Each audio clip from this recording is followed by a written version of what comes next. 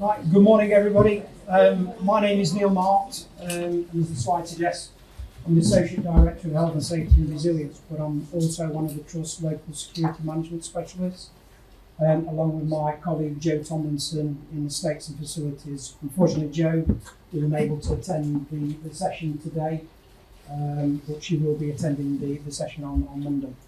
So, as I say, I'm here to talk to you about the role of the local security management specialist, but before getting into the detail, I think it might be useful, informative, helpful to just go over and look at some of the physical assault stats for last year, for 2022-23.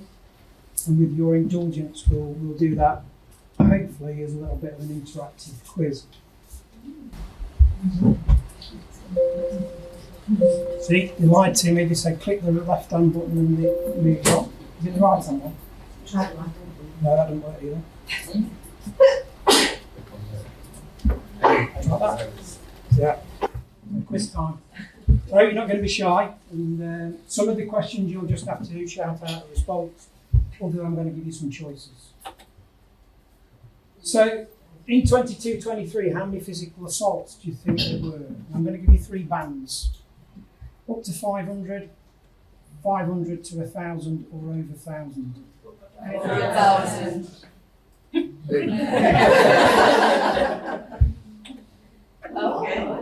The actual number is 575. Disappointed.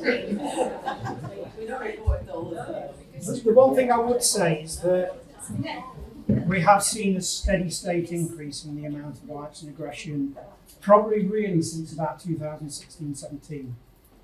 And it would markedly increase over the period of COVID onwards, which when you think about the activity of the hospital at that time in terms of the 3-foot patients, the restrictions on visiting, we've actually seen year-on-year growth. So it's a real concern for us, I think, in terms of that.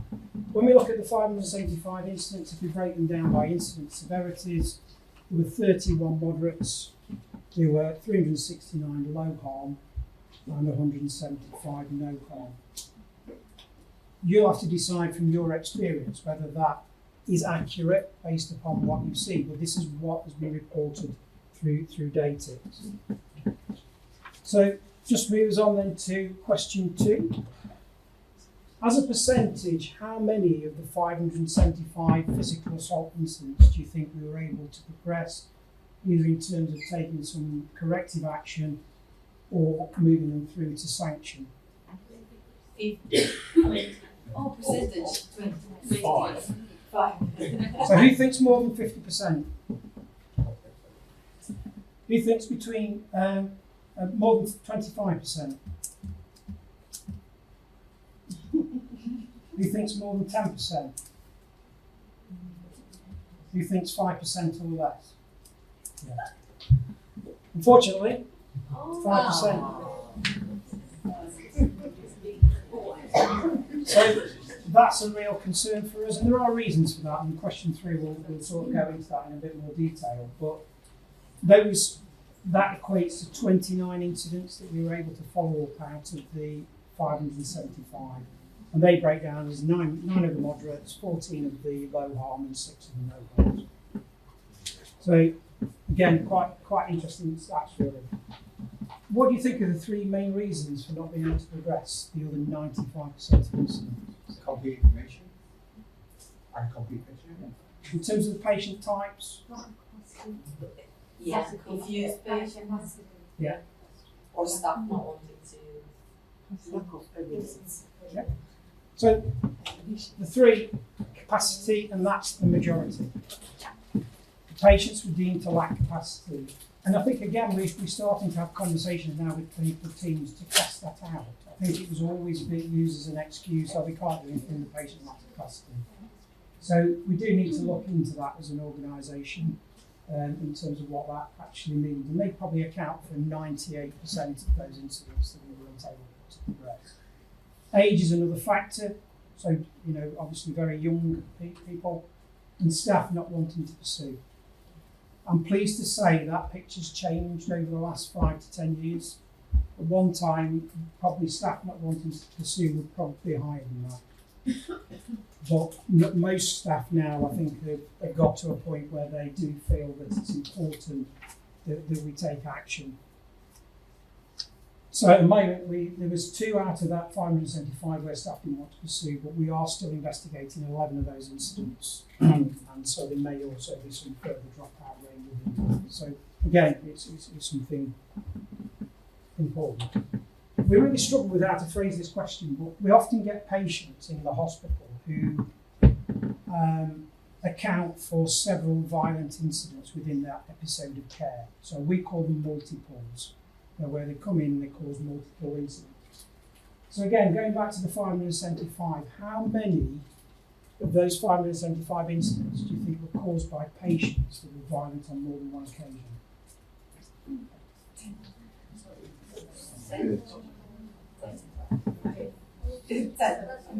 15% somebody's offered. Oh, it's a 50. 5. Yeah. 2%. There's some very varying views, I think, in terms of what that is. But for me, it's shockingly 324. So 56% of those related to patients where they have been violent and aggressive on more than one occasion. Is that back or Whilst they're in the hospital. So we do a lot of work, and we've done a lot of work recently with divisional nurses around this in terms of making sure that where we get multiple incidents, or where we get incidents that are happening involving a patient on more than one occasion, that we are flagging that up so that we can agree interventions and that we can agree pathways of care that will minimise the impact on our staff, including staffing levels. It's also important when you look at the stats that you often see that patient transition from ED to a base ward to another ward, and often that communication doesn't follow. So they're seen as isolated incidents or potentially isolated incidents. And so again, it's important that as part of your handover arrangements that you're making sure if there are any issues relating to a patient, that those are translated into information that is passed on. So how many of the reported incidents did not have an injured person recorded?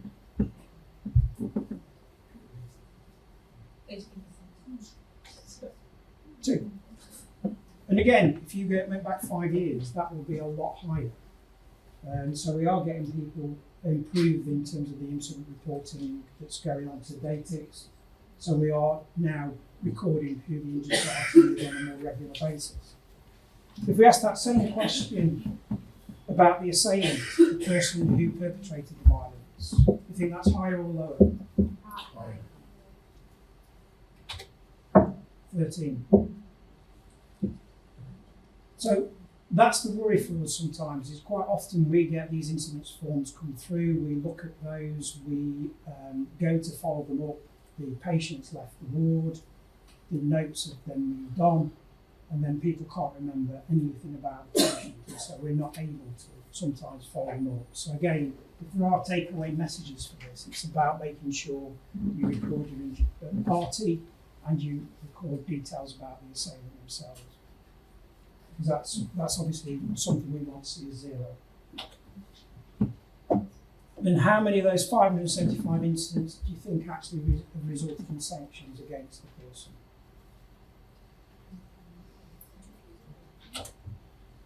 16 so far. So 16 out of the 29 that we were able to take forward.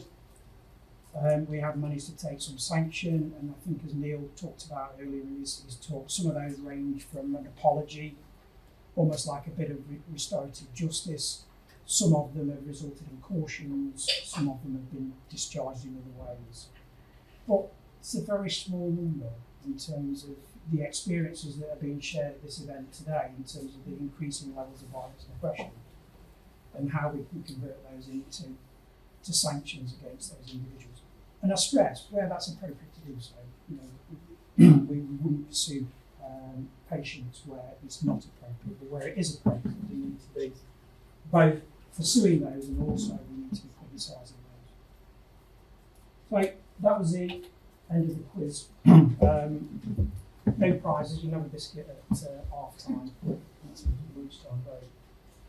So in terms of going back to the presentation and what the role of the security management specialist is, back in 2004, the then Secretary of State issued a set of Secretary of State directions where they wanted basically the NHS to develop a pro-security management culture to help combat the increasing levels of violence and aggression.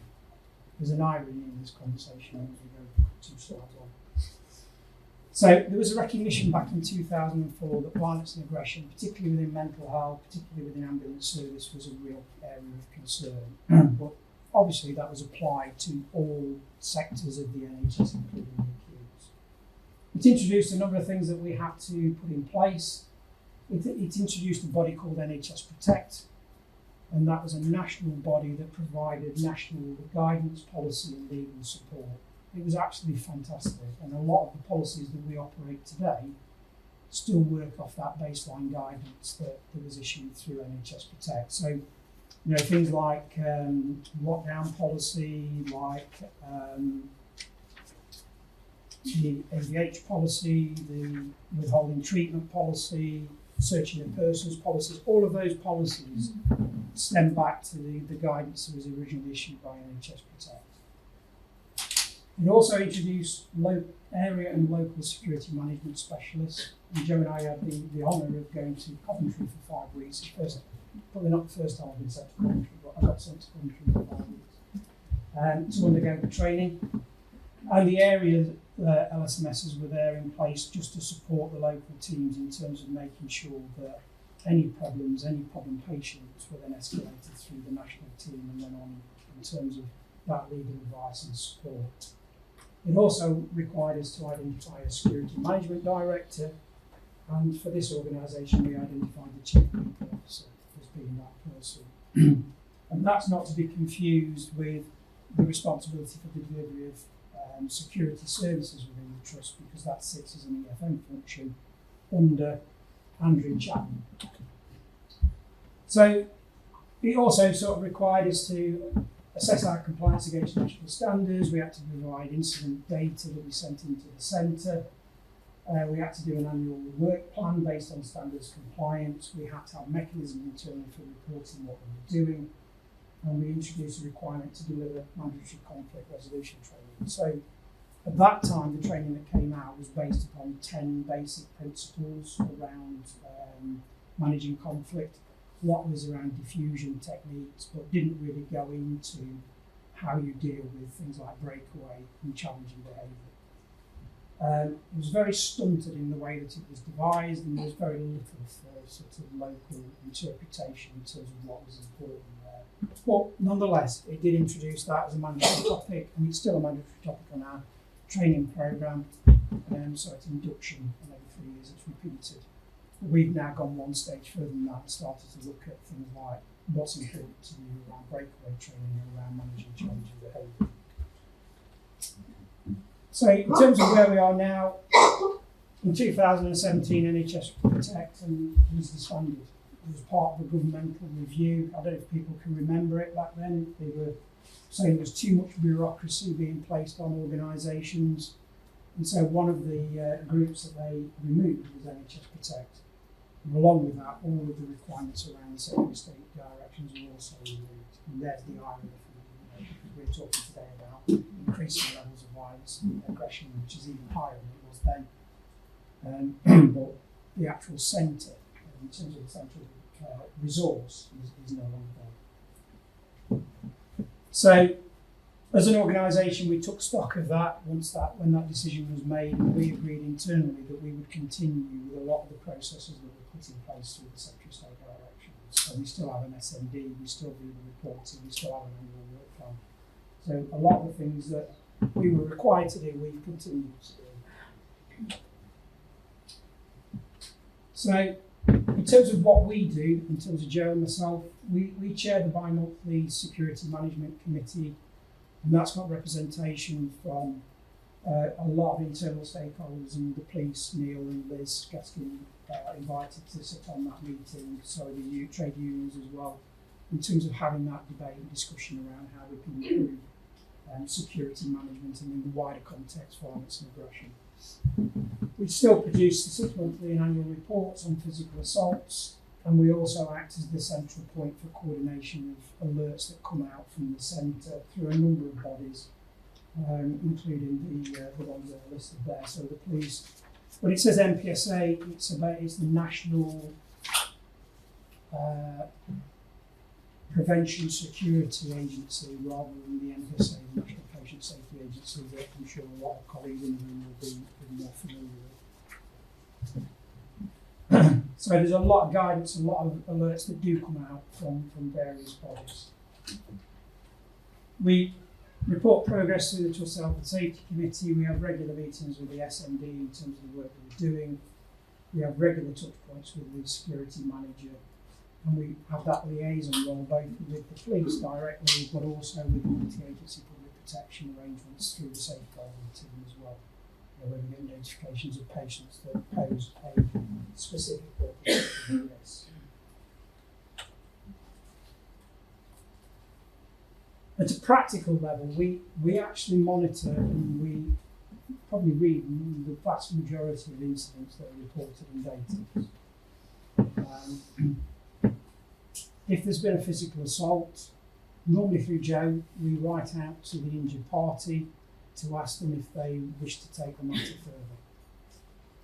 And again, by and large, we get negative responses back from staff, but on the odd occasion we obviously then signpost staff to the support to make sure that we progress those incidents as best we can. We also liaise with the police to ensure statements are taken and that all cases are being progressed. So we take a very practical role, I suppose, in terms of making sure that we move these things forward.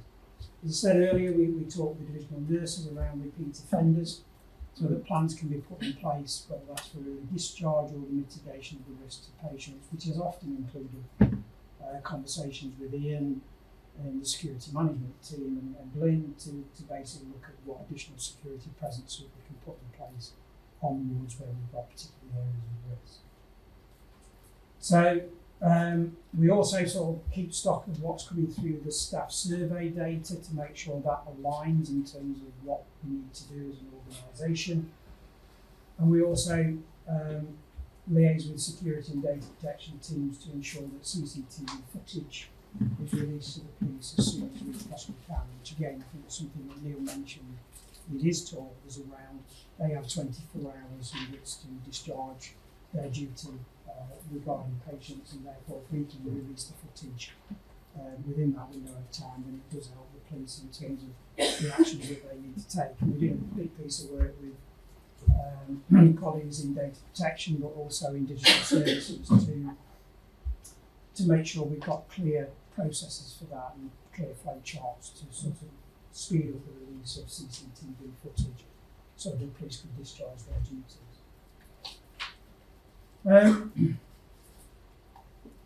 We've also been working with teams to identify and progress improvements in security staffing and physical security. So I'm sure Ian and Lynn again when they talk later may touch on the security staffing review that they've recently been undertaking with an external company just to make sure that the levels of security provision within the trust are what we need. We have built up business cases for additional funding to support improvement programs. So, like I said this morning when there was a conversation when Vicky was here, we did manage to get £230,000 from SDRG's Service and Review Group last year. So we're spending around £110,000 of that money. We're placing the order either today or Monday for 220 body-worn cameras. So we've already got body-worn cameras in use by the security teams and car parking teams. I think Helen Malley is talking this afternoon about the trial that we did within medicine, which was very successful. And so we're using around, say, I think it's £111,000 of that monies that was given to us to procure 220 cameras. We've been working with your divisional teams to identify where your high risk areas are, and as a consequence of that, those will be disseminated out for staff use within those locations. So we're covering off as many of the high risk areas that we possibly can. We've gone for a camera that is robust, but is also discreet. I think some of the ones that the police and the security teams operate wouldn't work for the clinical teams. But it's important that we have the right kit for you to do that job. So that's progressing. We've also done. We put £125,000, I think, into additional breakaway and managing challenging behaviour training. And I think somebody asked a question this morning about making that training mandatory. As I say, what we've done is we've done that at this stage through a training needs analysis where we've asked divisions to identify where their high-risk areas are, so that we can at least make sure that those staff are identified, and then we can make sure that they receive the training which is commensurate for their roles in the mitigation of the risk. So they're sort of important things. We use some of the money for Cheryl's Post, and hopefully people have seen the benefit of Cheryl's Post as the AVH coordinator. So going out, working with teams, following up things that Joe and I, we have day jobs as well as the LSMS role, we're not able to do. So Cheryl will be instrumental in sort of working with local teams, I think, in terms of making sure that we are providing the right offering. And there's a lot of myths, I think, around AVH in terms of what can be and what can't be done. And I think, again, for me, that's what Cheryl's role will be about, dispelling some of those myths. We also have access to some funding for health and safety each year, so we often put a chunk of that money aside for improvements in CCTV provision and general security upgrades. So there's a number of avenues that we tap into for funding for making improvements. We also support action through the withholding treatment policy, and I think a lot of probably what Vicky was talking about this morning was about how we implement that policy within the organisation consistently, and making sure that we are giving warnings to patients that are behaving inappropriately, that we are issuing acceptability and responsibility agreements for those people as well, and we are following through those incidents to sanction where we need to do so. So it's important that we do that. Sometimes I think clinically it's difficult, it's a challenge sometimes for people in terms of taking those sorts of actions against patients, but everybody has a right to be safe and to not be abused, and so we think it's an equal right that our staff are not abused as we think it is to provide care for patients. So we need to get the balance right. And we also seek to publicise, we probably don't do this as well, the successful sanctions by the communications team. So I did say that we've done 16 successful sanctions, but I'm not sure we necessarily publicise that back to staff so that people can understand the context of those incidents and what the outcome was in terms of sanction. So those slides, I think that was the last one. But those sort of slides just go through, sort of we've rehearsed, gone back over the physical assault stats for last year. I think there were some surprises in there for people in the room around the levels of violence and aggression that are being reported and whether you think that's underreported. It's for you to report all incidents of violence and aggression. And that's physical assaults, that's not violence and aggression. Violence and aggression is a lot higher, and violence and aggression within the non-clinical causes are highly reported category, incident category. So it's a really sort of important area of focus for us. And I've gone through some of the practical things we as LSMS do, particularly around supporting staff to make the decisions around whether they want to progress incidents to sanction or to support them and signpost them to support where they have been affected by an incident or a particular incident.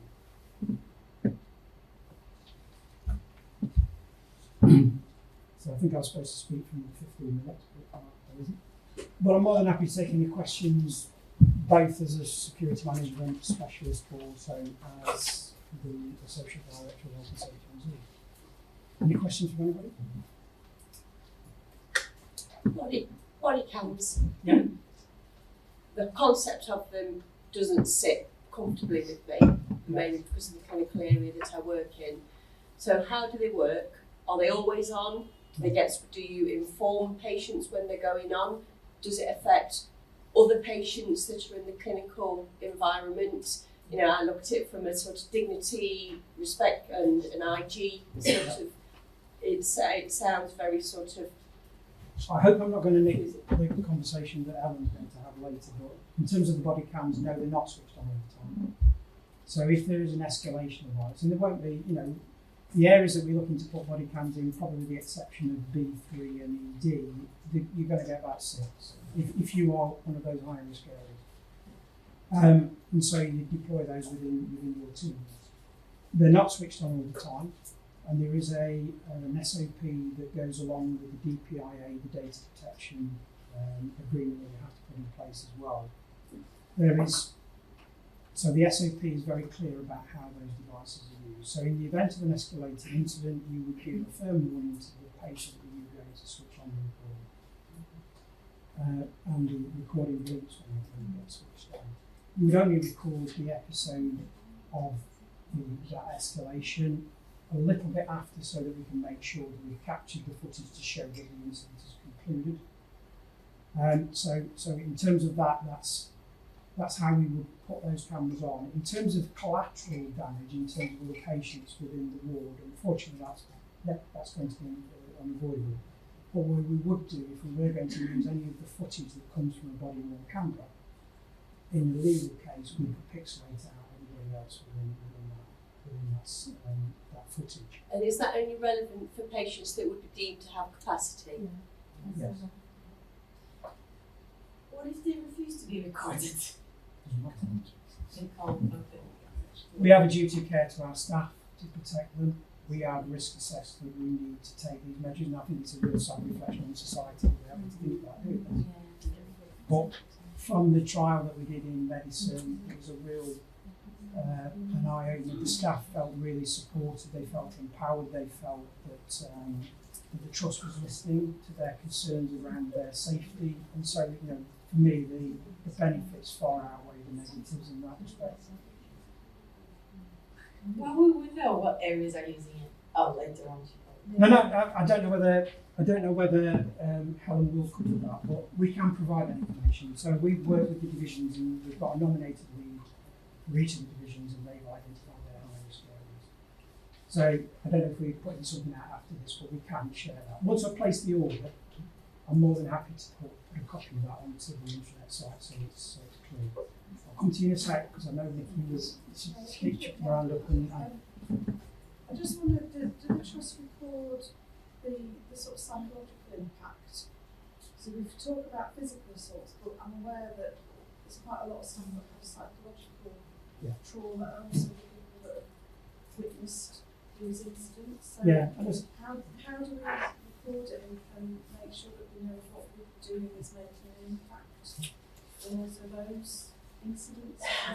We can easily say about physical assaults, but I mean, I've supported members of staff that were absolutely terrified to be in the same room as where they've been verbally abused or sort of entrapped by, and I'm talking about ultrasound again, it's a hot spot, but it's how we deal with that and how we record it, because for me that's a really important thing for our members of staff.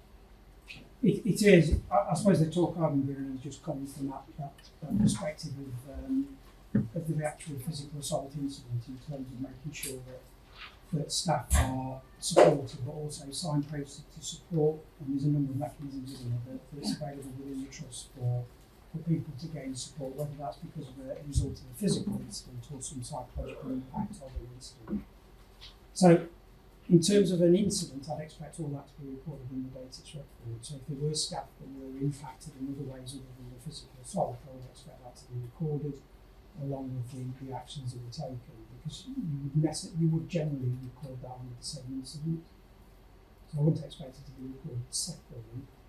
How we measure that is a good point, and I think one of the things, I don't know if people are aware that we are looking at data at the moment from an organisational perspective to look at if there are alternative products out there that can do us a better job. And I think again, as part of that setup, what we tend to have is a system that can it's only one-dimensional. You report a violent incident, there's often multiple facets to it, where you might want to identify a number of other incident categories that equally apply. And I think that's part of that conversation in terms of how we are able to then extract data for both physical assault but also psychological harm. So we can cover those off. I think Neil put his hand up and then this lady here. Just briefly to come back on what your colleague mentioned about body-worn video, we had a similar scenario probably about 7 or 8 years ago when body-worn video was introduced to police officers and everyone was apprehensive. How do we use it? When do we use it? Is it going to get us into trouble? And from an officer on the ground point of view, it's a godsend. It's great. I feel unprotected if I go out without my camera. I use it all the time, but if you feel something's going to escalate or kick off, switch it straight on. Firstly, if the person knows that they're being filmed and they record sound and quite good HD footage, then in a lot of occasions the behaviour de-escalates straight away. I'm not happy with that. If they do carry on with the behaviour in court, it's brilliant. It's really impactful. It's far more effective than a victim statement. I've dealt with prisoners in custody, and you read a statement and you can sort of visualise in your mind's eye what happened in the statement. But if you've got that body-worn camera that's actually attached to somebody that's picking up that aggression and that incident, it's brilliant in terms of evidence. And thirdly, complaints against staff.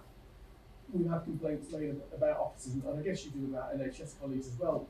Incivility, assault, excessive force, and if it's on body-worn and it's there, it didn't happen, it's knocked out straight away. So, yeah, initially that's a bit uncomfortable, but long-term that'd be great. Yeah, I agree. Chris, I think that in some ways, there's a lot of benefits for the body-worn cameras. And as I say, sad reflection that we're even having to consider it, but and we will, even though we've identified an immediate need of 220 cameras. If we need to increase that number, then I will be going back to SDRG tasking numbers.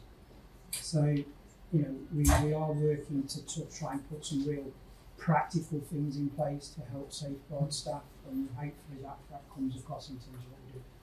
Lady, there you have a question. Yes. On your first question, there was a total of about 575 cases, dejects that were reported. However, a very high percentage of these, when you sent out the letters, you mentioned that nurses did not want to go on with the prosecution. Do you think that there is an underlying reason for not wanting to pursue the cases if you've been a victim of aggression and violence? And I speak to it being a foreign national nurse. I do not know the culture of the environment, and we speak of aggression and violence. I would also like to preserve my safety and not want the person who was aggressive towards me to pursue me outside of the clinical environment. Yes. So that is a concern if I were to be faced with that situation. So is there an underlying reason for that number, and how can that be addressed? I think there's probably a couple of answers to that, I suppose, in some ways. I think you mentioned it earlier, it doesn't sit comfortably with nurses. I think we try and not justify it, but we find reasons why they behaved in that way, and it just doesn't come naturally to then try and pursue.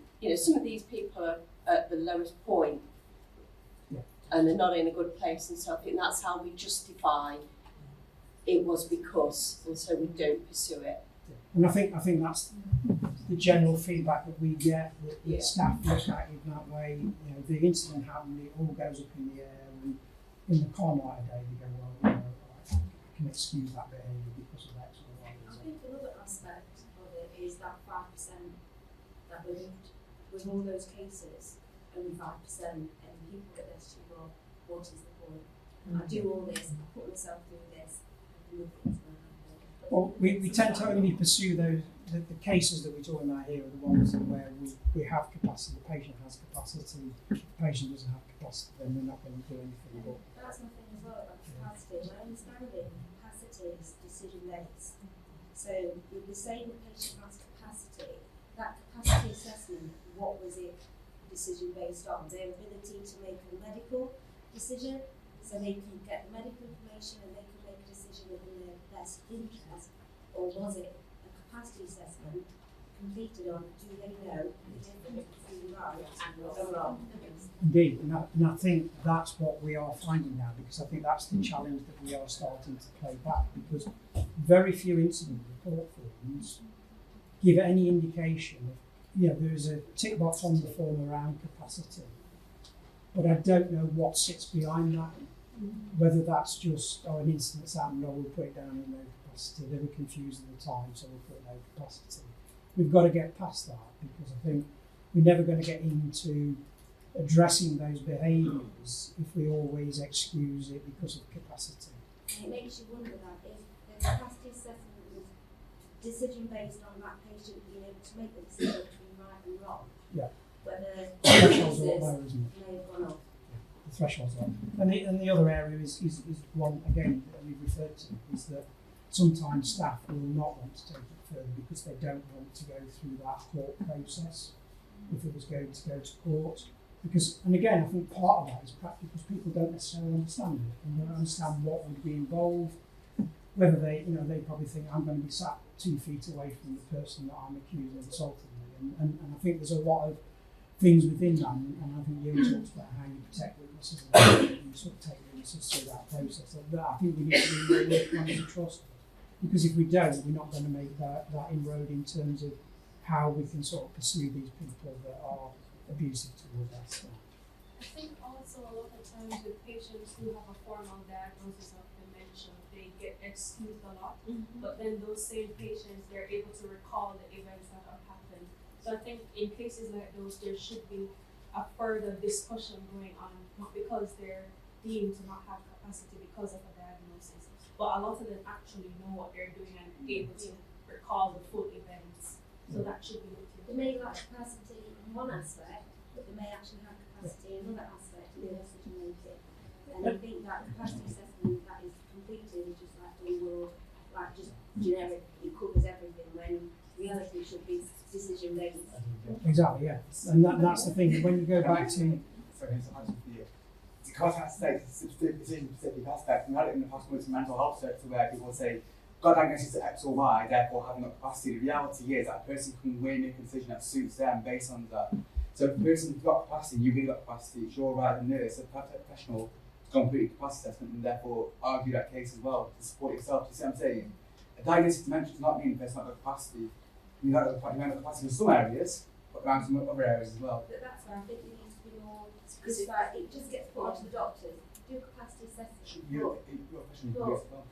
But it's always put to the doctors. I think there needs to be more training regarding actually the mental capacity assessments within the staff in the hospital, so they understand what the I agree entirely, and I think when I was actually listening to your talk just before mine, it sort of resonated with me that we need to have a conversation, because I think, again, I talked about it a few times, there are a lot of myths around AVH, violence and aggression, and what we can and can't do. And I think we need to sort of have those more nuanced conversations now around what do we need to do that's better than we did before. Because we need to protect our workforce and we need to protect your welfare. Are there any more questions? I'm just going to say, I think our next speaker, Shirley, will probably aim to answer some of those kinds of questions. Now you tell me. Yeah. I refer it to you. Okay. Is there any more questions for me before we... Right, before